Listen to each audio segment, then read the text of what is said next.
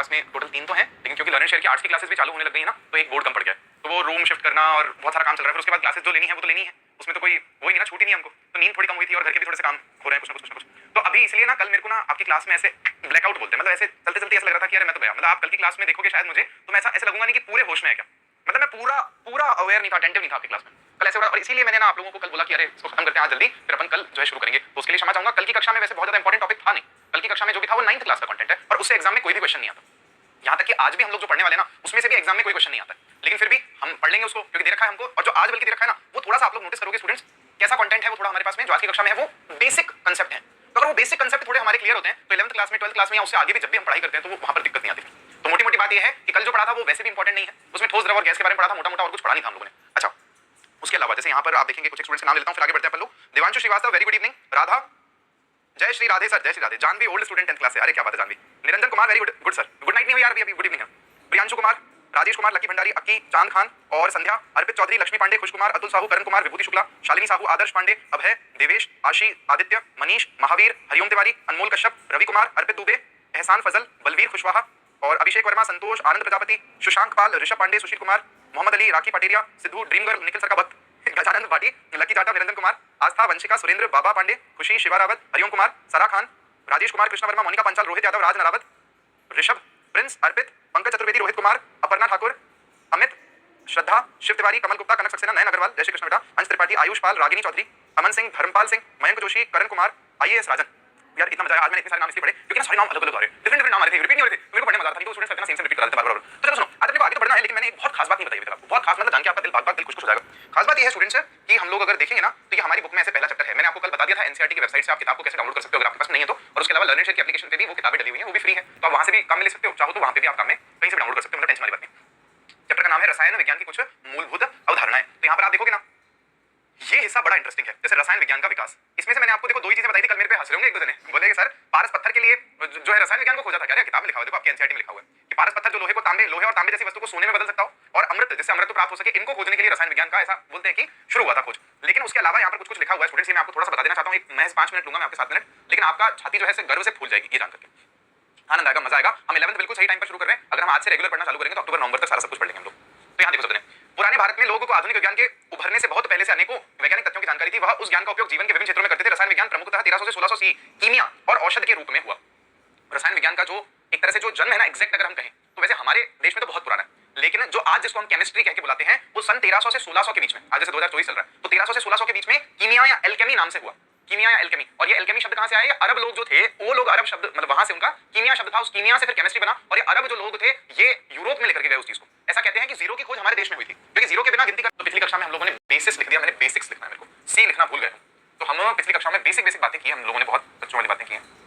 Basics क्या पढ़ा था पिछली कक्षा में?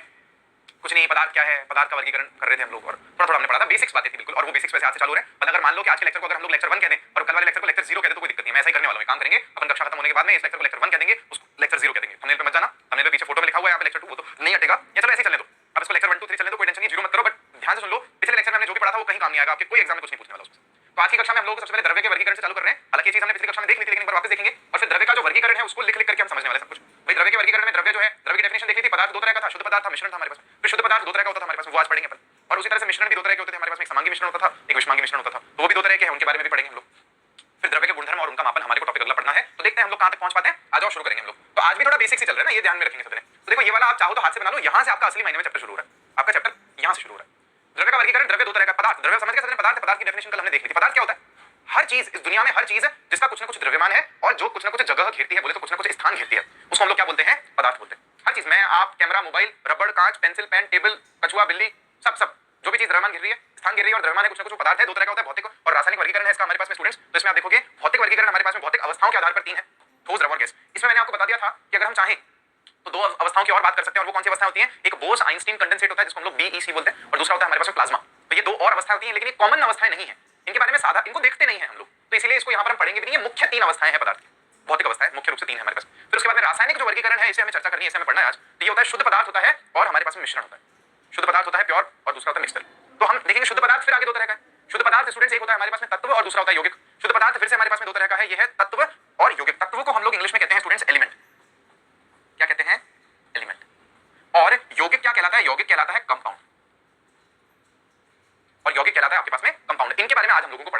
होता है, यौगिक क्या होता है, फिर हम मिश्रण के बारे में पढ़ेंगे कि मिश्रण भी दो तरह के होते हैं, मिश्रण कौन से एक होता है समांगी मिश्रण होता है और एक होता है विषमांगी मिश्रण होता है। समांगी को होमोजेनस बोलते हैं, विषमांगी को हेटेरोजेनस बोलते हैं। सारा पढ़ने वाले, सारा लिखने वाले, पढ़ने वाले, हाथ से लिखेंगे एकदम, कॉपी पेन लाए हो गया आप लोग। तो इतना हम लोगों को पढ़ना है। इसके अलावा अणु क्या होता है वो भी आज की कक्षा में हम लोग पढ़ने वाले हैं। आप लोग एक काम करो, इसको लिख लो फटाफट से, लिख नहीं सकते हो तो फोटो खींच लो, लेकिन लिखना है इसको आपको अपनी कॉपी में खुद अपने हाथ से लिखना रहेगा। समझ रहे हैं क्या इस बात को? Is this clear guys? बढ़ जाए आगे। चैट सेक्शन में फूलों की लड़ी या कुछ लगा दिया करो तो भैया को पता चल जाता है कि हाँ समझ में आ गया, तो फिर बढ़ेंगे अपन आगे, फिर क्या टेंशन है। तो हमारे पास अगला जो है टॉपिक है, फोटो खींचने के लिए जगह दे रहा हूं, आप लोग फोटो खींच लो पहले। अगला जो हम हेडिंग डाल रहे हैं सबसे पहले स्टूडेंट्स वो है शुद्ध पदार्थ। क्या है हेडिंग आपके पास में? शुद्ध पदार्थ। मतलब हम कहां से पढ़ रहे हैं? हम यहां से पढ़ रहे हैं शुद्ध पदार्थ। तो क्या होता है हमारे पास में, अगर इसकी डेफिनेशन अगर हम लोग लिखना चाहें तो क्या होगा? वह पदार्थ जिसे हम सामान्य भौतिक विधियों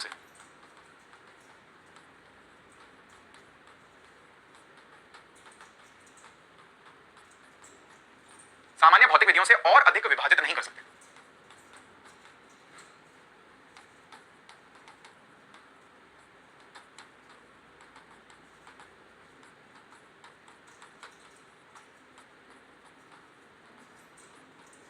समझ रहे सजने? वो पदार्थ जिसे हम लोग और ज्यादा भौतिक विधियों से, सामान्य भौतिक विधि का क्या मतलब? नमक है, ये भाई साहब ये लो भाई साहब, इसमें से Na अलग करो, Cl अलग, Cl अलग हो गया, NS थोड़ी करो। कैसे कर सकते हो? नहीं कर सकते। पानी भाई साहब, पानी में से ऑक्सीजन निकालो, हाइड्रोजन निकालो, कैसे निकालोगे? निकाल सकते हैं, लेकिन सामान्य भौतिक विधि से अलग नहीं कर सकते। सामान्य मतलब हाथों से कर दिया, ऐसे दबा के कर दिया, मतलब ऐसे नहीं कर सकते। उसके लिए कुछ ना कुछ रासायनिक मेथड आपको अपनाना पड़ेगा। जैसे अगर मान लो पानी में से हाइड्रोजन गैस और ऑक्सीजन गैस को अगर हमें अलग करना है तो क्या करना पड़ेगा? हमें उसको करंट लगाना पड़ेगा जोर से। तो उसमें एनोड पर एक गैस निकल जाएगी और कैथोड पर एक गैस बन करके निकल जाएगी। हमें उसका विद्युत अपघटन करना पड़ता है। पता है सबको वाली बात। नमक को भी अगर हमें सोडियम को क्लोरीन गैस को अलग करना है तो हमें उसको भी पिघला करके उसका विद्युत अपघटन करना पड़ेगा। तो ऐसी चीजें सारी उसके उदाहरण हो गए। हमारे पास नमक हो गया, पानी हो गया, हाइड्रोजन गैस हो गई, HCl अम्ल हो गया, ये सारी चीजें, इनको पृथक करने के लिए हमें कोई ना कोई विशेष रासायनिक मेथड की जरूरत पड़ती है। ऐसे अलग नहीं कर सकते इनको आप लोग। अच्छा, अब इसके हमारे पास में दो प्रकार हैं। तो इसका जो पहला टाइप है स्टूडेंट्स हमारे पास में कौन सा है? तत्व है। और दूसरा कौन सा है हमारे पास में? वो यौगिक है। तो पहला हम लोग लिख रहे हैं तत्व, हेडिंग डालेंगे तत्व। तत्व को इंग्लिश में आप लोग बोलते हैं एलिमेंट। कॉपी लेके बैठेंगे बेटा आप सबसे, है ना? आप सब जने कॉपी लेके बैठेंगे। और इनके हमारे पास में दो प्रकार हैं, तो वो दो प्रकार हम लोग पढ़ रहे हैं। पहला है तत्व या एलिमेंट। तत्व या एलिमेंट क्या है स्टूडेंट्स हमारे पास में? वो पदार्थ जो एक ही प्रकार के परमाणु से बना होता है। वो पदार्थ जो एक ही प्रकार के परमाणु से मिलकर के बना होता है। तो मैं सीधा ऐसे लिख दूं, एक ही प्रकार के परमाणुओं से मिलकर बने होते हैं। एक ही प्रकार के परमाणुओं से मिलकर बने होते हैं।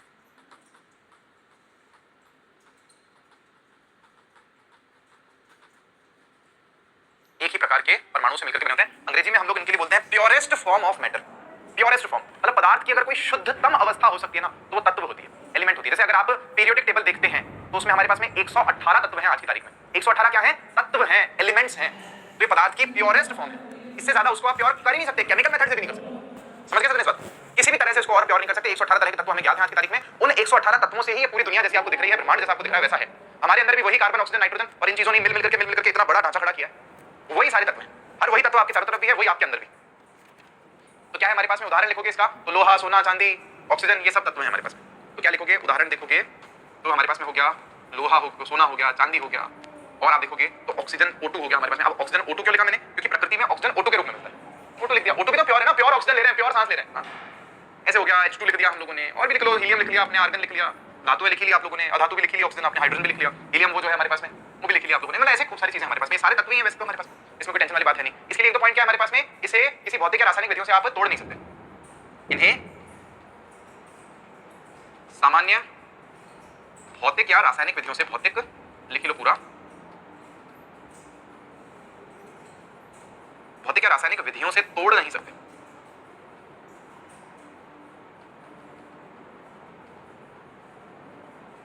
इन्हें सामान्य भौतिक या फिर रासायनिक विधियों से आप लोग तोड़ नहीं सकते हैं। और इसके अलावा क्या है? इन्हें सरल पदार्थों से बना नहीं सकते आप लोग। भाई अगर कोई बोल दे आपको, जैसे समझना, पहले तो इस पॉइंट को समझो, भौतिक या रासायनिक विधि से तोड़ नहीं सकते। अब आपको जो करना है कर लो। ये पकड़ो भाई साहब लोहा, तोड़ लो। मतलब लोहे का आपको परमाणु पकड़ा दिया, मान लो किसी ने तत्व पकड़ा दिया, ऑक्सीजन पकड़ा दी किसी ने आपको लाके, तोड़ो। कैसे? क्या तोड़ोगे यार? इलेक्ट्रॉन अलग करोगे, प्रोटॉन अलग करोगे, क्या करोगे?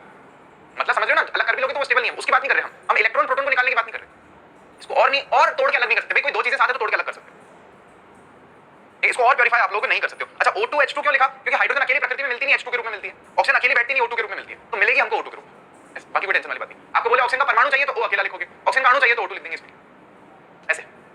और दूसरा क्या हमारे पास में एक और पॉइंट क्या स्टूडेंट्स, कि इन्हें आप दूसरे तत्वों से बना भी नहीं सकते। इन्हें सरल पदार्थों से और बना भी नहीं सकते आप।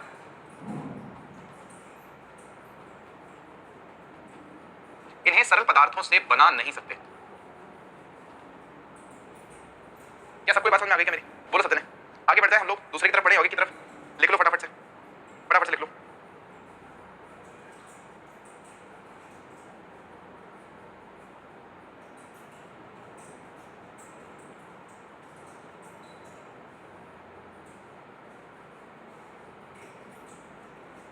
इसको ना आप H2 और O2 ना लिख करके इसको आप ऐसे अलग अलग लिखो, क्योंकि जब हम तत्व के रूप में लिख रहे हैं तो मैंने जैसा बोला 118 तत्व हैं हमारे पास में पीरियोडिक टेबल में, तो 118 सारे आपके पास में तत्व हैं, गोली मारो सारे as it is single form में तत्व है। लेकिन हाँ हमेशा ध्यान रखना, हाइड्रोजन अकेला मिलेगा नहीं दुनिया में आपको, ऑक्सीजन अकेला मिलेगा नहीं दुनिया में आपको, इनको आप जब भी ढूंढने जाओगे तो जोड़े में मिलेंगे। वैसे प्रकृति में हाइड्रोजन अकेले नहीं मिलती फ्री, ये अकेला नहीं मिलेगा ऑक्सीजन आपको फ्री, ये ध्यान रखना। हालांकि तत्व की जब बात करें तो ये 118 तत्व है, सारों को अकेला अकेला अकेला आप लिख के बता सकते। आगे बढ़ते हैं स्टूडेंट्स। तो नेक्स्ट थम्स अप आ गया है मेरे पास में, लड़ी लग गई है थम्स अप की, और इसके बाद में इसको बस करेक्शन कर लेना, O2 और H2 को मैंने हटा के O और H लिख दिया है। दूसरा हमारे पास में क्या है स्टूडेंट? सेकंड है हमारे पास में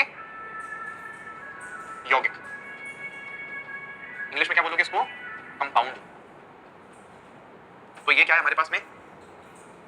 दो या दो से अधिक अगर हमारे पास में परमाणु कह लो एक साथ आते हैं, दो या दो से अधिक हमारे पास में अगर परमाणु एक साथ आते हैं और वो भी द्रव्यमान के एक निश्चित अनुपात में आके जुड़ते हैं, तो उसको हम लोग कहते हैं कि वो चीज यौगिक है। तो क्या है डेफिनेशन? दो या दो से अधिक तत्व, दो या दो से अधिक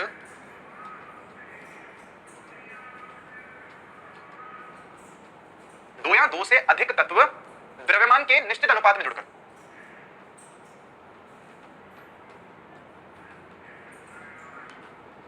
द्रव्यमान के निश्चित अनुपात में, दो या दो से अधिक तत्व द्रव्यमान के निश्चित अनुपात में जुड़कर यौगिक बनाते हैं।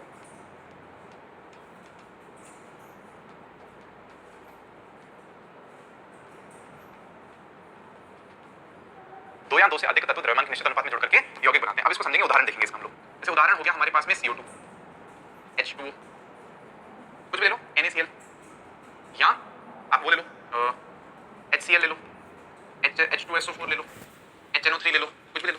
तो हाइड्रोजन का, सल्फर का और ऑक्सीजन का, हाइड्रोजन का द्रव्यमान दो हो जाएगा क्योंकि दो हाइड्रोजन है हमारे पास में, यहाँ पर दो है। सल्फर का आपके पास में 16 16 32, सॉरी सल्फर कितना नंबर पर आता है? 16 पर आता है। थोड़ी magnesium aluminium silicon phosphorus sulphur 16 16 32 हो गया इसका, और ऑक्सीजन 4 है यहाँ पर आपके पास में, तो 32 गुना 64 या 16 64 ऐसे समझ लो। भाग दे दो इसका, तो 1 अनुपात 16 अनुपात 1 का भाग 2 का भाग 64 में दोगे तो 32 आएगा। ये अनुपात है हाइड्रोजन सल्फर और ऑक्सीजन के बीच का H2SO4 में। समझ गए क्या इस बात को? ये सारे क्या है? यौगिक है हमारे पास में, ये यौगिक का हमारे पास में गुण हो गया। इसे क्लियर गाइस, इसे क्लियर। H2 में देखोगे तो हाइड्रोजन और ऑक्सीजन का अनुपात आपको क्या देखने को मिलेगा? 1 अनुपात 8 देखने को मिलेगा। बहुत सिंपल सी बात है। आगे बढ़ते हैं, लिख लिया सबने? लिखा कि लिखा ये बता देना।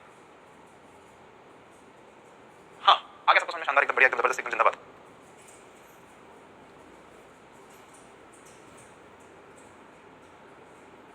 आज हमारे घर पे पानी खत्म हो गया था, खत्म कुछ नहीं था, एक बूंद भी नहीं। क्या बायो से इट्स बन सकते हैं क्या? मतलब समझा नहीं बेटा, पूरा सही से लिखो, साफ लिखो। अगर कहीं पर एक हाइड्रोजन है जैसे HCl है तो इसका जो आएगा अनुपात आएगा 1 अनुपात 35.5। जैसे अगर इसको आप लोग लिखना चाहते हो तो ये लिखोगे आप लोग हाइड्रोजन और यहाँ पर क्लोरीन, तो ये 1 अनुपात 35.5 आपको लिखना रहेगा, क्योंकि क्लोरीन का द्रव्यमान हमें पॉइंट्स में कैसे लेते हैं? क्योंकि क्या हमारे पास समस्थानिक मिलते हैं, इसलिए हमें इनका एवरेज लेना पड़ता है। दो समस्थानिक होते हैं क्लोरीन के अलग अलग, तो उनका एक क्लोरीन हमारे पास में 35 होता है और 37 होता है, 35 और 37। उनका हम लोग प्रतिशत के वो कितना प्रतिशत अवेलेबल है दोनों, उसके हिसाब से एवरेज लेते हैं, तो 35.5 आता है द्रव्यमान। ये अपन सीख चुके हैं पहले, तो नहीं तो इस साल आएगा तो वापस सिखा दूंगा मैं, टेंशन वाली बात नहीं। बस अभी ध्यान रखेंगे कि क्लोरीन का द्रव्यमान 35.5 लेना होता है। अब नेक्स्ट देखो क्या है हमारे पास में। तो स्टूडेंट्स अब एक चीज सिखा रहा हूं जो हमारी किताब में इसे बोल दी गई है, बोलते हैं बहुत ज्यादा है लेकिन अच्छे से सिखाई नहीं गई। तो ये है आपके पास में मॉलिक्यूल या अणु। तो कंफ्यूजन क्या क्रिएट होता है कि दो या दो से अधिक परमाणुओं का समूह जो आपस में रासायनिक आबंध से जुड़ा होता है, रासायनिक बंध से जुड़े होते हैं।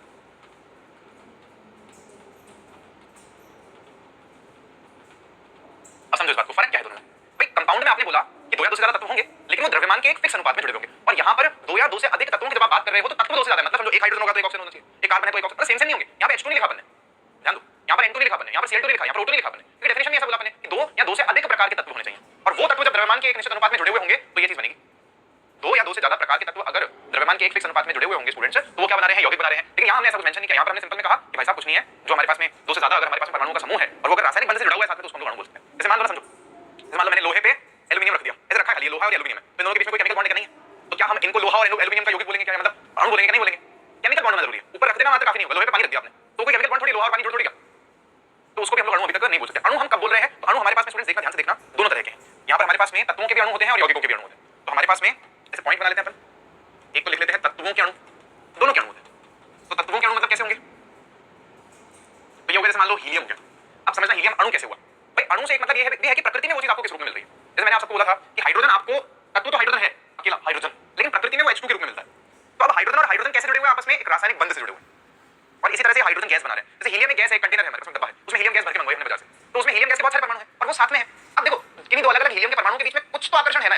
नहीं तो आप सोचो दुनिया में हीलियम फैल जाती पूरी दुनिया में, कभी एक भी परमाणु में साथ नहीं मिलता। तो ऐसे बहुत कच्चा भी जो आकर्षण होता है ना, उसको हम लोग वंडर वॉल बोलते हैं। तो ये जो हीलियम के जो हमारे पास में परमाणु है ना, इनके बीच में भी आकर्षण है, बहुत कमजोर आकर्षण है, लेकिन है, मना नहीं कर सकते। इनके भी बीच में बहुत ही कमजोर आकर्षण है, लेकिन वो आकर्षण है। और वही क्या है आकर्षण हमारे पास में, वंडर वॉल बल। और उसके कारण ये एक अणु है, तत्व का अणु है, क्योंकि बहुत सारे हीलियम साथ में, समझ रहे हो? हाइड्रोजन गैस है तो दो हाइड्रोजन साथ में केमिकल बॉन्ड है, और फिर बहुत सारे H2 भी साथ में है, और प्रकृति में मिल भी वो H2 के रूप में रहा है। तो इसलिए ये क्या है आपके पास में, किसी तत्व का अणु है हमारे पास में। और क्या हो गया हमारे पास में, और भी खूब सारे हो गए हमारे पास में, हीलियम हो गया, आर्गन हो गया, नियॉन हो गया, ये सारे तो आपको अकेले अकेले मिलते हैं, सिंगल सिंगल ही बोलते हैं। और उसके अलावा H2 मिलेगा आपको, O2 मिलेगा आपको, Cl2 मिलेगा आपको, N2 मिलेगा आपको, और सोचो क्या मिलेंगे, ये सारे द्विपरमाणुक अणु होते हैं हमारे पास में, ऐसे अणु जो दो परमाणु से मिलकर के बने हैं, और इनमें दो परमाणु सेम है। समझ रहे हैं इस बात को? और Br2 हो गया हमारे पास में, ये वाले तो बल्कि आप देखोगे ना, ये जो हमारे पास में तत्वों के अणु हैं, इनको हम लोग यौगिक नहीं बोलते। जो तत्व के अणु हैं उनको हम लोग यौगिक नहीं बोलते। एक आप ऐसे भी समझ रहे हो मतलब कि अणु वास्तविक रूप में जो चीज मिल रही है हमको इस प्रकृति में, असली में ये चीज मिलती है, H2 मिलता है साहब, असली में साहब Cl2 मिलता है साहब, ये है पॉइंट। तो असल में जो मिल रहा है वो है अणु हमारे पास में। और क्या हो गया हमारे पास में, जैसे आप O3 भी मिलता है आपको, अगर 3 की बात करो तो ओजोन भी तो एक हमारे पास अणु ही होता है ना। ये सारे तत्वों के अणु हैं, ये प्योरेस्ट सेम तत्व जोड़ करके जो अणु बना रहे हैं वो अणु, तत्वों के अणु। और ऐसे ही हमारे पास में यौगिकों के अणु भी होते हैं।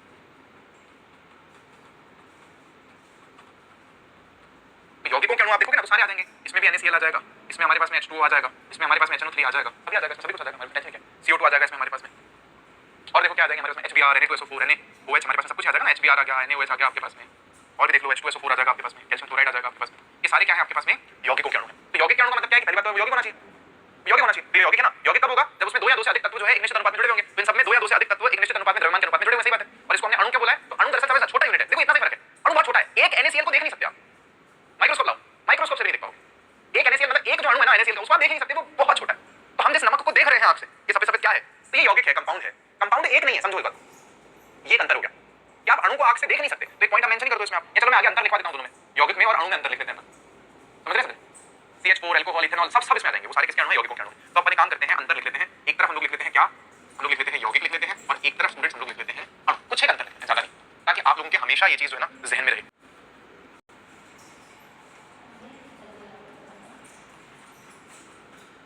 दो या दो से अधिक विभिन्न प्रकार के परमाणुओं का द्रव्यमान के निश्चित अनुपात में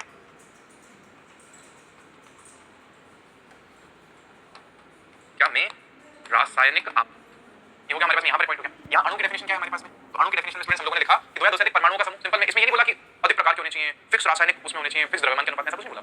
बस सिंपल में क्या बोल दिया, अ ग्रुप ऑफ 2 और मोर atoms held together by chemical bond. क्या हमारे पास में 2 या 2 से अधिक परमाणुओं का समूह जो रासायनिक आबंध से जुड़े हैं, जो रासायनिक आबंध से जुड़े हैं।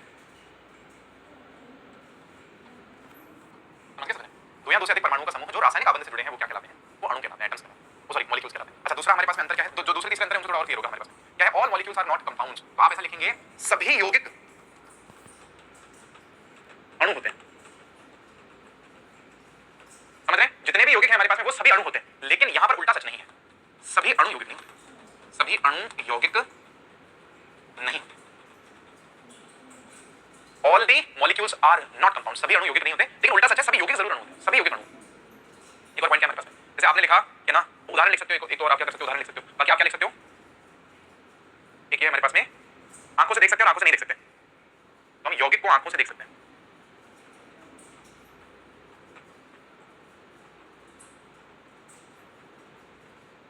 आंखों से यौगिकों को हम लोग देख सकते हैं, और एक है हमारे पास में हम लोग अणु को आंखों से नहीं देख सकते।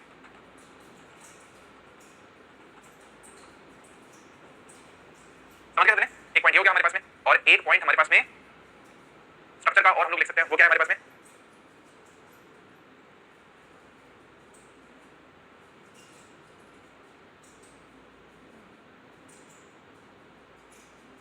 इतना लिख सकते हैं। उदाहरण लिख लो, बस उदाहरण लिख लो। जैसे यौगिक में हमारे पास में तो खूब सारे एग्जांपल हैं, NaCl, H2O, CO2। यहां पर जब आप उदाहरण लिखोगे तो ये सारे तो आएंगे ही आएंगे, ये तो जो है वो तो सारे आ जाएंगे, NaCl, CO2, H2O, लेकिन इसके अलावा भी आएंगे, जैसे H2 भी आ गया, हीलियम भी आ गया, और आपके पास में CO भी आ गया, कुछ भी मतलब ये सारे भी आ जाएंगे, Cl2 भी आ गया, इसमें बल्कि वो भी आ जाएंगे जो यहाँ पर नहीं है हमारे पास। समझ गए? छोटा सा फर्क है बस, आगे बढ़ सकते हैं हम लोग। एक बार फोटो लेकर जाओ तो 1 2 3 करके फिर अपन आगे बढ़ रहे हैं। वैसे ये सारी चीजें आपको नोट्स में मिल जाएंगी ना, स्टूडेंट सब कुछ नोट्स में मिलेगा, चिंता नहीं करो। अब नेक्स्ट हमें पढ़ना है मिश्रण के बारे में, लेकिन यार समय हो गया आपका, तो 5:30 बज गया, आपको 4:30 से 5:30 2-5 मिनट आज मैं लेट था, क्योंकि वही स्टूडियोज की भागदौड़ चल रही है, यहाँ तो रात आते समझ गया। तो अपन आज की कक्षा में इतना ही रखेंगे, थोड़ा ज्यादा पढ़ लेंगे अपन, लेकिन अब नहीं पढ़ सकते, दूसरी कक्षाएं हैं, फिर उसके बाद में अभी इसके बाद भी आपकी दूसरी कक्षा। तो students thank you so much, कल मिलेंगे फिर आपसे अपन। हाँ भाई छोड़ रहा हूँ सर, यूट्यूब पर केमिस्ट्री की पूरी सिलेबस पढ़ाई जाएगी क्या नहीं, पूरी नहीं होगी बेटा। अगर आप लोगों को एक्स्ट्रा क्वेश्चन पढ़नी है, नहीं तैयारी करनी है अभी से, ध्यान किसी और एग्जाम्स के भी जो एक्स्ट्रा क्वेश्चन सही है और क्वेश्चन आंसर जो अपन सारे करते हैं वो सारे अपन ऐप पे करेंगे, और ऐप अगर आप लोग कोर्स नहीं लेंगे तो हमें उससे सपोर्ट नहीं मिलेगा, है ना। तो लर्न एंड शेयर को